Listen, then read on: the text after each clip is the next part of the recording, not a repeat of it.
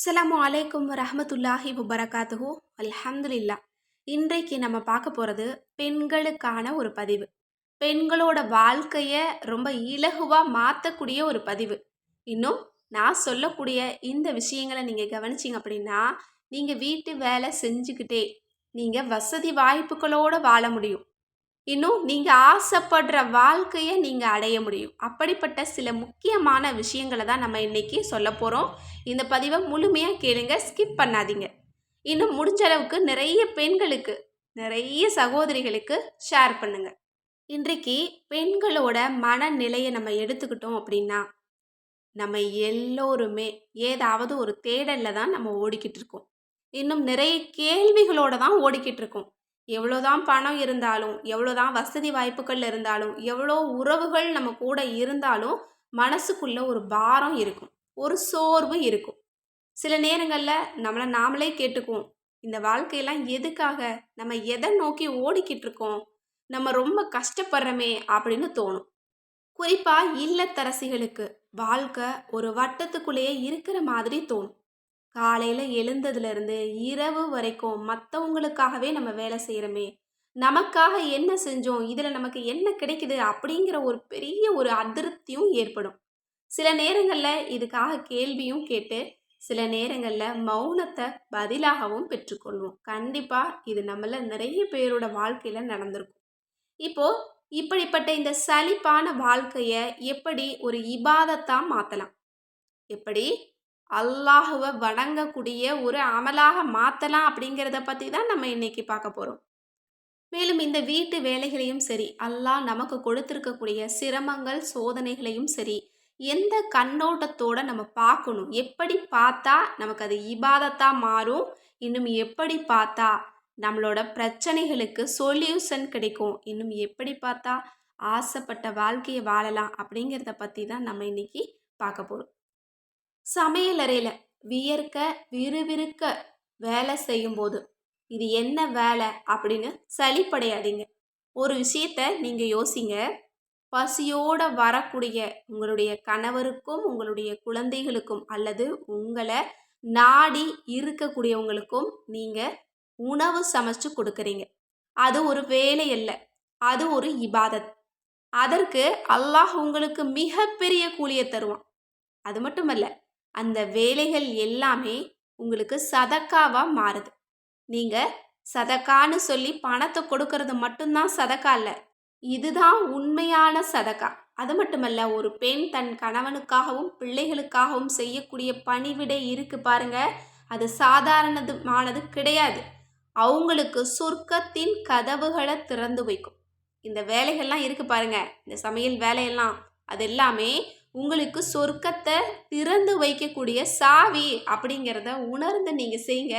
நாளையிலேருந்து அந்த வேலையை ரொம்ப இனிமையாக செய்ய ஆரம்பிப்பீங்க. இன்னும் ஒரு விஷயத்த நீங்கள் யோசிங்க. ஒரு உதவி ஒரு மனிதருக்கு, ஒரு மாமீனுக்கு நம்ம செஞ்சால் அது எவ்வளோ நன்மையோ, அதை விட நம்மளோட குடும்பத்தாருக்கு செய்யக்கூடிய பணிவிடை வேலைகள் இருக்கு பாருங்க, அதற்குத்தான் அல்லாஹ் அதிகமான நற்கூலிகளை கொடுக்குறான். எப்போவுமே ரசூல்லா நிறைய ஹதீஸில் சொல்கிறது என்ன அப்படின்னா, நற்குணமாக இருந்தாலும் சதக்காவாக இருந்தாலும் அதை உங்களோட குடும்பத்தில் இருந்து ஆரம்பிங்க. உங்களோட குடும்பத்தை முதல்ல திருப்தி பண்ணுங்க அப்படிங்கிறது தான். வெளியில் சதக்கா கொடுக்க முடியலையா, உங்களோட குடும்பத்தாருக்கு தேவையான உதவிகளை நீங்கள் செய்யுங்க, அதுவே சதக்கா அப்படின்னு சொல்லியிருக்காங்க. அதனால் நீங்கள் எந்த வேலையிலுமே நீங்கள் சலிப்படைய வேண்டாம். அடுத்தது, இன்னும் சில சகோதரிகள் இருக்காங்க. கொஞ்சம் ஈமான்தாரியானவங்க. என்ன நினைப்பாங்க அப்படின்னா, என்னோட இந்த வேலைகள்லையே அமல் செய்யறதுக்கு நேரம் கிடைக்க மாட்டேங்குது. இந்த வேலையிலேயே தான் போகுது. நான் அமல் செய்யணும்னு நினைக்கிறேன், குரான் ஓதணும்னு நினைக்கிறேன், திக்ரு செய்யணும்னு நினைக்கிறேன். ஆனால் முடிய மாட்டேங்குது. எனக்கு நிறைய தேவைகள் இருக்குது, நிறைய சிரமங்கள் இருக்குது. அதுக்காக நான் அல்லாஹ்விடத்தில் துவா செய்யணும்னு நினைக்கிறேன். அதுக்கும் முடிய மாட்டேங்குது அப்படின்னு சொல்லுவாங்க. அவங்க எல்லோருக்குமே அல்லாஹ் தாலா இந்த வேலைகளை நியாமத்தா கொடுத்துருக்குறான் அப்படிங்கிறத மறந்துடாதீங்க. பெரிய சலுகை. நீங்கள் அமல்னு சொல்லிட்டு திக்ரு செய்கிறது, குரான் ஓதுறது, அல்லாஹ்விடத்தில் துவா கேட்குறது ரொம்ப பெருசு தான். ஆனால் அதை விட பெருசு என்ன அப்படின்னா, நீங்கள் வீட்டு வேலைகளை செய்கிறது தான். அதை விட சிறந்த கூலிய அல்லாஹ் இந்த வேலைகளுக்கு தருவான். அப்ப இந்த வேலைகளை நீங்க செய்யும்போது கவனமா இருங்க. நீங்க வேற எந்த சிந்தனைக்கும் போக வேண்டாம். நீங்க வீட்டை பெருக்கிறீங்களா, அந்த நேரத்துல சுபஹானல்லாஹ் சொல்லுங்க. சமைக்கிறீங்களா, அல்ஹம்துலில்லாஹ் சொல்லுங்க. இன்னும் உங்க வீட்டு வேலை எதுவாக இருந்தாலும் அதை செய்யும்போது அல்லாஹு அக்பர் சொல்லுங்க. கடினமான வேலை செய்யும்போது அல்லாஹ் அக்பர் சொன்னீங்கன்னா அந்த வேலை செய்யக்கூடிய அலுப்பே தெரியாது. இன்னும் லா இலாஹா இல்லல்லா சொல்லுங்க. துணி துவைக்கிறீங்களா, ஹஸ்புனல்லாஹ் சொல்லுங்க. துணியை காய போடுறீங்களா, அஸ்தகுஃபிருல்லா சொல்லுங்க.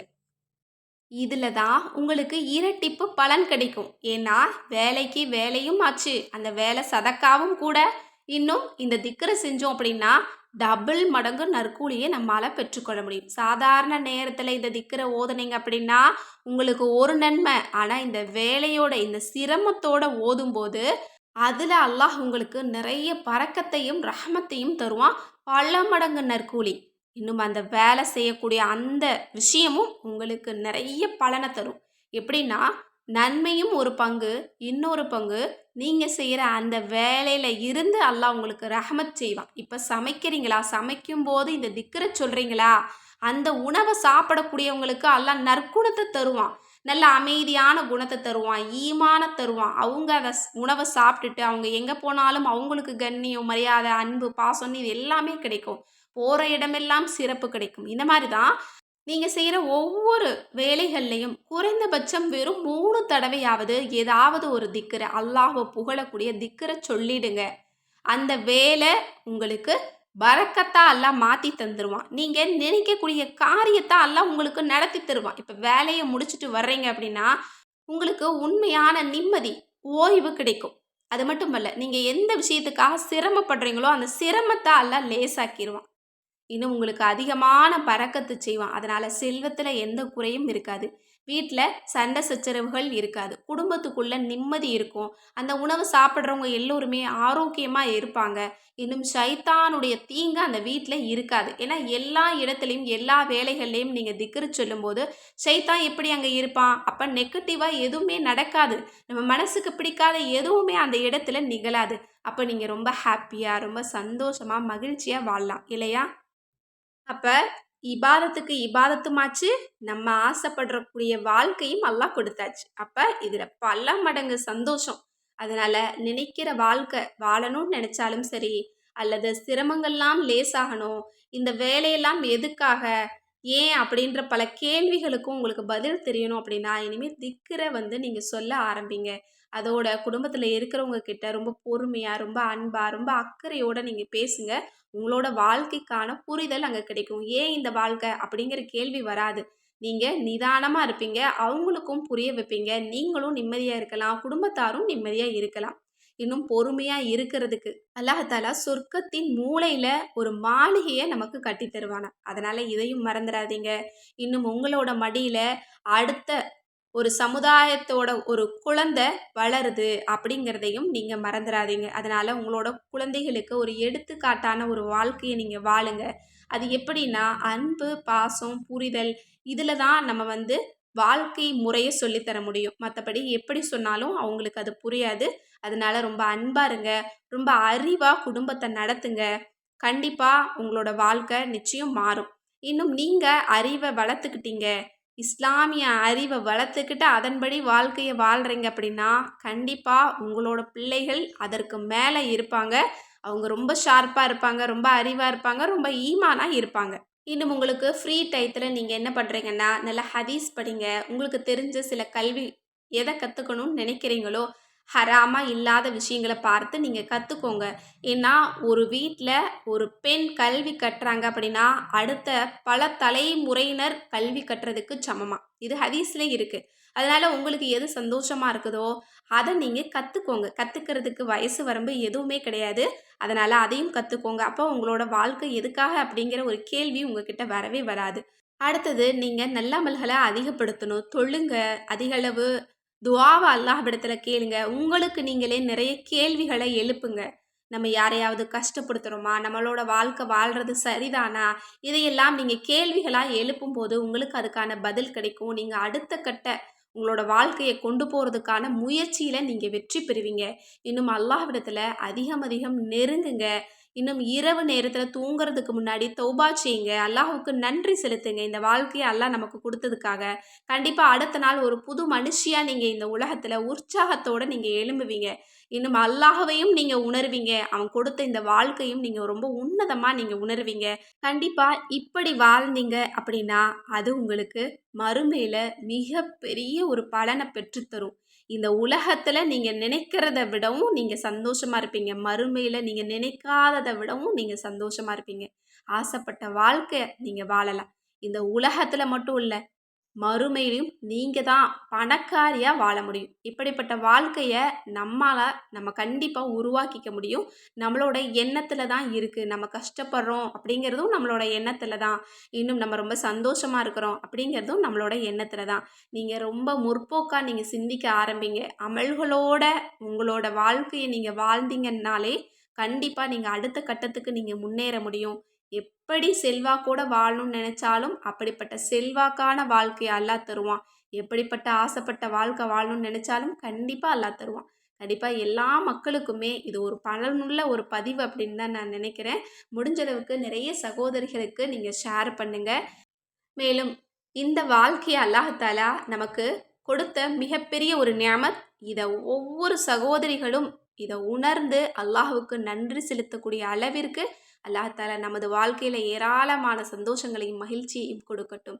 இந்த வாழ்க்கையை அர்த்தமுள்ள வாழ்க்கையாக மாற்றி தரட்டும். இன்னும் மறுமையிலும் மிகப்பெரிய கூலியை நமக்கு கொடுக்கட்டும். ஆமீன். நீங்களும் கண்டிப்பாக கமெண்ட்ஸில் யா அல்லாஹ் ஆமீன்னு போட்டுருங்க. இன்றைக்கு நிறைய சகோதரிகள் மன அழுத்தத்தில், கஷ்டத்தில், சிரமத்தில் வாழ்ந்துட்டு இருக்காங்க. அப்படிப்பட்ட கவலைகளையெல்லாம் நீக்கி எல்லா சகோதரிகளுக்குமே அல்லாஹ் தஆலா நிம்மதியான ஒரு வாழ்க்கையை கொடுக்கட்டும். கண்டிப்பாக எல்லாருக்காகவும் துஆ செய்யுங்க. கண்டிப்பாக அந்த துஆவில் என்னையும் சேர்த்துக்கோங்க. நானும் உங்களுக்காக துஆ செஞ்சுட்டு தான் இருக்கேன். மேலும் உங்களுடைய ஒவ்வொரு தேவைகளுக்கும் ஒரு வஜீஃபா வேணும் அப்படின்னு நினச்சிங்கன்னா, ஒரு தீர்வு வேணும், அல்லாஹ்வை சார்ந்து இருக்கணும் அப்படின்னு நினச்சிங்கன்னா, அற்புத வஜீஃபாக்கள் கிதாபை நீங்கள் கண்ணை மூடிட்டு நீங்கள் வாங்கலாம். ஏன்னா இதில் இல்லாத விஷயங்களே கிடையாது. அவ்வளோ விஷயங்கள் இதில் இருக்குது. வாங்கினவங்களுக்கு தெரியும். வாங்காதவங்க இருந்தீங்க அப்படின்னா ஸ்க்ரீனில் தெரியிற நம்பருக்கு இப்போவே வாட்ஸ்அப் மூலம் புக் பண்ணிக்கோங்க. மேலும் உங்களை ஆரோக்கியமாக வச்சுக்கிறதுக்கும், அழகா வச்சுக்கிறதுக்கும், தலைமுடியை ரொம்ப அழகாக வச்சுக்கிறதுக்கும் நம்மக்கிட்ட ப்ராடக்ட் இருக்குது. உங்களுக்கு தெரியும். ஸ்க்ரீனில் தெரியிற நம்பருக்கு இப்போவே வாட்ஸ்அப் மூலம் புக் பண்ணிக்கோங்க. மேலும் நிறைய சகோதரிகள் என்கிட்ட கேட்டுக்கிட்டு இருந்தாங்க. நிறைய குறிப்புகள் உங்களுக்கு தெரிஞ்சிருக்கு. அதனால் இதை ஒரு பதிவாக போடுங்க அப்படின்னு சொல்லிட்டு இருந்தீங்க. நம்மளோட இன்னொரு சேனலில் பெண்களுக்கு தேவைப்படக்கூடிய அழகு குறிப்பு, ஆரோக்கிய குறிப்பு, இன்னும் தலைமுடி பராமரிப்பு இது சம்மந்தப்பட்ட வீடியோக்களை நம்ம போட்டுக்கிட்டு இருக்கோம். அதனுடைய லிங்க்கை ஃபஸ்ட்டு கமெண்ட்டில் நான் பின் பண்ணுறேன். அந்த சேனலை நீங்கள் தொடர்ந்து பாருங்கள். உங்களுக்கு தேவையான நிறைய குறிப்புகளை அதில் நம்ம சொல்ல போகிறோம். எல்லாமே பாரம்பரியமான முறையில் நாட்டு மருந்து சம்மந்தப்பட்ட குறிப்புகளை தான் நம்ம கொடுத்துக்கிட்டு இருக்கோம். எந்த ஒரு பிரச்சனைக்கும் நம்ம உடனே இங்கிலீஷ் மருத்துவத்துக்கு போகக்கூடாது அப்படிங்கிறனால நாட்டு மருந்து சம்மந்தப்பட்ட குறிப்புகளை நம்ம கொடுத்துக்கிட்டு இருக்கோம். அந்த சேனலை நீங்கள் பாருங்கள். அதுக்கு உங்களோட ஆதரவை கொடுங்க. இன்னும் உங்களுக்கு அந்த சேனலில் எந்த மாதிரி குறிப்பு வேணும் அப்படிங்கிறத கமெண்ட்ஸில் கண்டிப்பாக நீங்கள் தெரியப்படுத்துங்க அந்த சேனலில். அதற்கு தேவையான பதிவுகளை நம்ம தெளிவாக போடுவோம் இன்ஷா அல்லாஹ். கண்டிப்பாக அந்த சேனலுக்கும் ஆதரவு கொடுங்க. அஸ்ஸலாமு அலைக்கும் ரஹ்மத்துல்லாஹி வபரகாத்துஹு.